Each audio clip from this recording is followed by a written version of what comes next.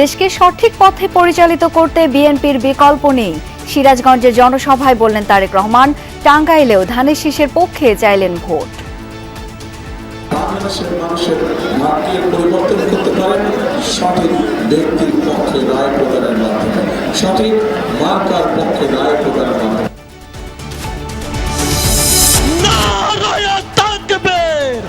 আমির জামাতের আগমন, ফুলে ফুলে স্বাগতম। একদলীয় শাসন দেখতে চায় না জামায়াত। কুমিল্লার জনসভায় ডাক্তার শফিকুর রহমান।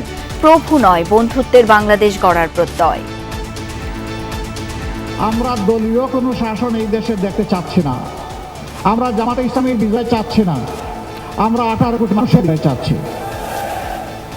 18 কোটি মানুষের বিজয়ী হবে আমাদের 11 দলের সবার বিজয়।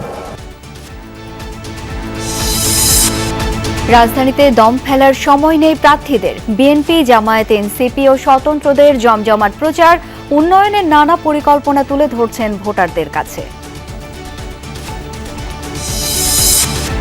সারা দেশে বিভিন্ন দলের প্রার্থীদের বিরামহীন গণসংযোগ, সন্ত্রাস, মাদক ও চাঁদাবাজ মুক্ত দেশ গড়ার প্রতিশ্রুতি। আমরা যদি তিস্তার সমস্যার সমাধান করতে পারি তাহলে আমরা আমাদের উত্তরাঞ্চলের আমরা আশাবাদী যে আমরা 50% সমস্যার সমাধান করতে পারবো।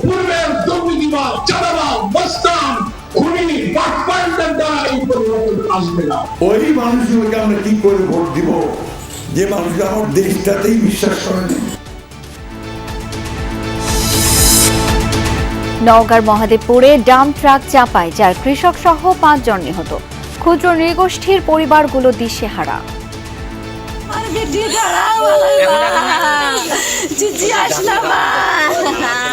ড্রাম ট্রাক 2টি ভ্যান চার্জারকে মেরে দিয়ে এই খাদের মধ্যে পড়ছে। এখানে স্পটেই 5 জন মারা গেছে। তারপরে আমি 3 জনকে মেডিকেলে পাঠাইছি। মিত্র ইসরায়েলের সুরক্ষায় ডেস্ট্রয়ার পাঠিয়েছে যুক্তরাষ্ট্র। স্যাটেলাইটের নজর এড়াতে পরমাণু কেন্দ্রগুলো রক্ষায় বিশেষ ছাদ তৈরি করছে ইরান।